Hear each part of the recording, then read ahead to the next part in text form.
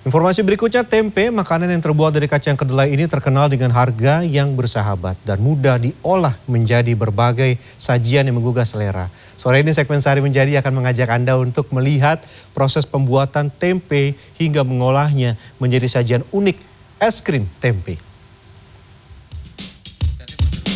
Prosesnya juga pelan-pelan ya. Terus salah-salah bisa kecium sama pisaunya. Makin pendek makin ngeri.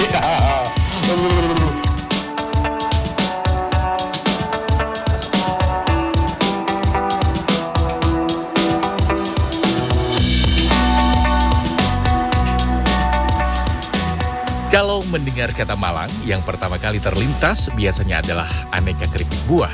Salah satunya keripik buah apel. Tapi ternyata di kota yang juga berjuluk Paris Van East Java ini ada olahan keripik yang sudah dikenal luas di seantero Jawa Timur.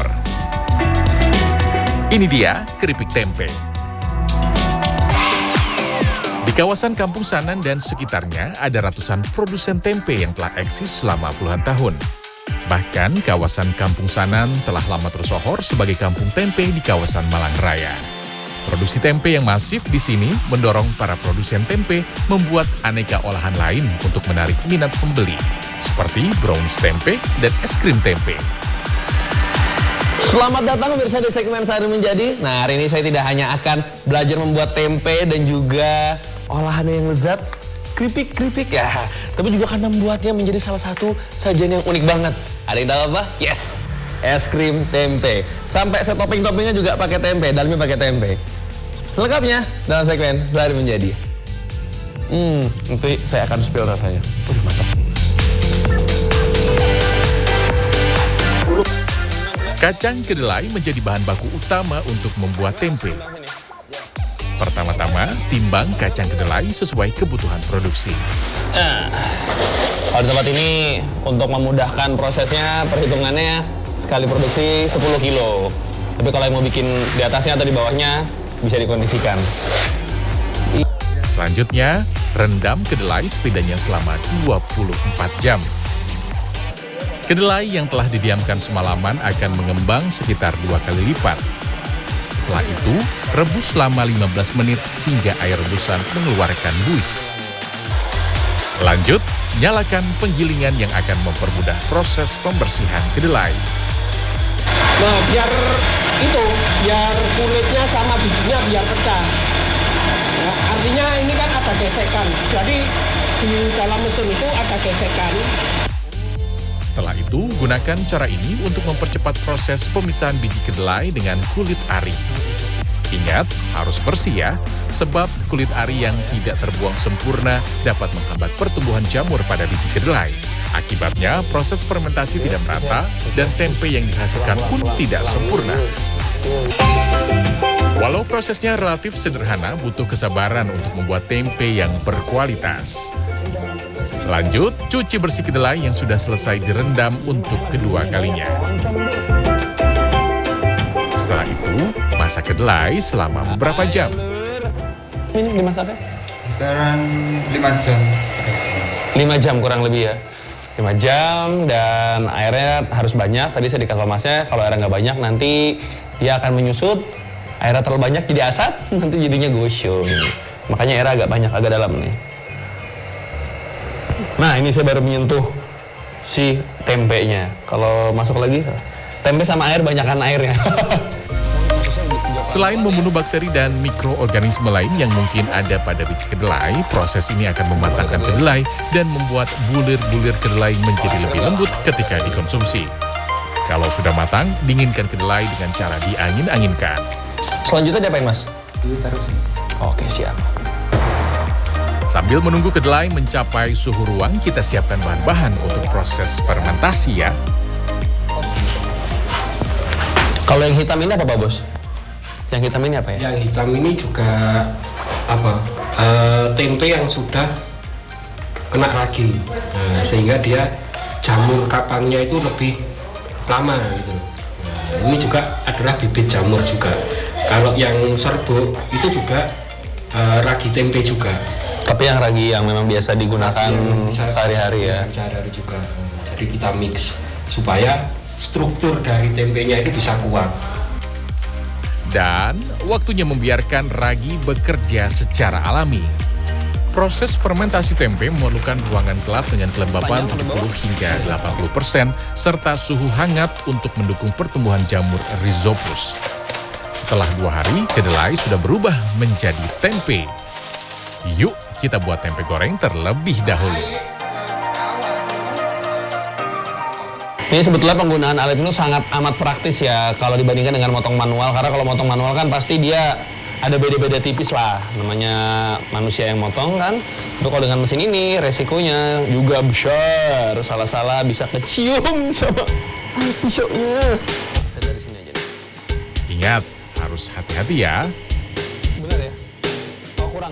Oh, Waduh, agak deg-degan saya pemirsa. Oke, nah hasilnya nih kira-kira tipisnya seperti ini yang diharapkan. Ini akan dibikin keripik. Oke. Makin pendek makin ngeri. Walau sudah berupaya maksimal mungkin, ada saja bagian tempe yang tidak terpotong rata. Tapi tenang, masih bisa diolah kok. Nah, akhirnya kalau yang patah-patah gini kita keringkan, kita proses dalam oven, kita jadikan es krim tempe. Lanjut, siapkan adonan untuk menggoreng tempe. Oke, ini tadi saya dikasih tahu kalau untuk adonan tempe yang buat digoreng sebenarnya bebas, pakai yang instan juga bisa. Cuman di sini bikin sendiri, dia pakai kemiri, bawang putih sama tepung apa nih? Tepung tapioka. Sama daun bawang. Hampir lupa saya tuh. Ada hijau-hijaunya daun bawang. Aduk tepung dan bahan lain dengan alat ini. Gimana tuh? Wah, kalau bapak-bapak sepertinya sudah familiar ya. Nah, biar rata ngaduknya ini pakai tambahan ini mesin bor yang biasa kalau saya ngebor-ngebor gitu, dan itu dia lebih kuat, informasinya saya dapat kalau pakai itu dia lebih awet, dan juga dia bisa dimodif kan jadi panjang begini tuh. Kalau pakai ember dia lebih mudah, saya dikasih tahu tadi. Oke. Goreng tempe hingga berwarna kuning keemasan. Kalau mau mempercepat proses penggorengan, saya mendapat tips nih pemirsa. Goreng dahulu tempe sampai setengah matang, tiriskan, dan goreng kembali di wajan yang baru. Matang dah selesai. Setelah matang sempurna, tiriskan minyak sisa menggoreng dan angin-anginkan sebelum dikemas. Tempe crispy ini memiliki daya tahan yang relatif lama, sekitar 1-2 bulan bila disimpan di wadah kedap udara. Harga per kemasan dipatok mulai Rp9.000. Buat anak saya, dikirim ke Jakarta. Kenapa milih keripik tempe? Karena kesukaan anak saya. Kan anak saya tinggalnya di Jakarta. Lanjut, ini waktunya mengolah potongan-potongan tempe yang tidak berbentuk bulat sempurna menjadi es krim tempe. Pertama-tama, potong tempe dengan mesin pencacah. Kenapa nggak pakai blender misalkan atau dipotong manual satu-satu? Kelamaan. Kalau blender nanti terlalu halus. Oh, kalau blender terlalu halus, kalau potong manual? Kalau kelamaan. Kalau blender itu nanti untuk yang dimasak. Setelah itu panggang cacahan tempe dengan oven pada suhu 100 derajat Celcius selama 10 menit. Iya. Kenapa di oven? Kenapa nggak digoreng gitu, Bunda? Kalau digoreng itu mempengaruhi ke rasa ya. Minyaknya itu nanti mengaruhi ke rasa es krimnya. Es krimnya nanti ada rasa minyak gorengnya. Tempe yang sudah di oven akan berubah warna menjadi kuning keemasan dan memiliki tekstur garing. Sementara untuk adonan utama es krim, tempe harus dihaluskan terlebih dahulu menggunakan blender. Berarti yang ini yang masuk ke dalam si tempenya itu? Ke si tempe, ke si es krim itu ya? Iya. Wah. Es krimnya pakai tempe, Es krim terus toppingnya tempe yang dicincang itu tadi. Oke. Setelah itu, saring tempe yang sudah berbentuk seperti jus buah ini. Campur susu UHT, kental manis, gula, garam, dan tepung jagung. Bu, ini berarti langsung bisa dicetak atau gimana? Oh, Bu? enggak bisa. Ini harus dibekukan sebentar. Sekitar 80% bekunya. Terus nanti dikerok ya. Kalau sudah di 80% bekunya dikerok, kemudian dikasih pengembang, kemudian di mixer. Tujuannya apa? Supaya kental. Pendinginan awal membantu pembentukan kristal es yang sangat kecil. Kristal es yang kecil akan memberikan tekstur es krim yang lebih lembut dan halus saat dikonsumsi. Setelah itu tambahkan sodium polipospat atau SP sebagai langkah terakhir membuat es krim tempe. Naiknya lumayan jauh ya. Ini saya baru pertama kali bikin es krim. Apalagi pakai tempe benar-benar baru pertama kali. Ini sedikit lagi. Setelah jadi, adonan ini dapat divariasikan dengan beragam rasa sesuai selera. Yang paling disukai di tempat ini adalah rasa original, rasa stroberi, dan rasa coklat. Untuk es krim tempe stroberi, tambahkan selai stroberi untuk menambah cita rasa. Sedangkan untuk es krim tempe coklat, tambahkan butiran-butiran coklat. Jangan lupa taburkan tempe yang telah di oven sebelum dibekukan. Di sini, es krim tempe dibanderol seharga Rp5.000 setiap kemasan. Yang pertama karena rasanya juga sih, karena rasanya enak. Dia kayak proteinnya tinggi, sehingga bagus juga buat anak-anak kecil. Akhirnya, kedua produk dari tempe sudah selesai. Dan ini waktu yang saya tunggu-tunggu, pembuktian rasa. Yang saya suka ini tuh karena potongan tadi menggunakan bantuan mesin ya, dia jadi tuh teksturnya rata sama di setiap potongan keripik tempe ini. Dan kalau rasanya terserah, original bisa, mau pakai bumbu-bumbu balado dan lain sebagainya, atau mau pakai daun jeruk misalkan juga bisa. Kalau yang ini versi original, saya suka karena benar-benar berasa original, berasa tempe banget.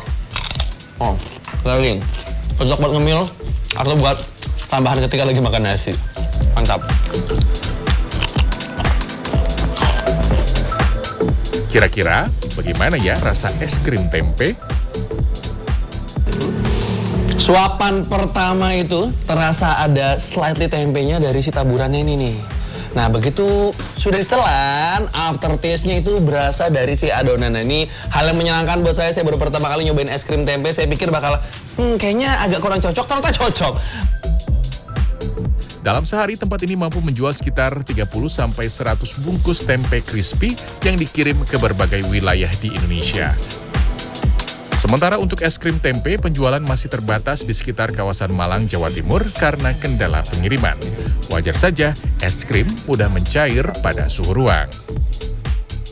Rian Fernando, Dwi Agung Yuliarto, Malang, Jawa Timur.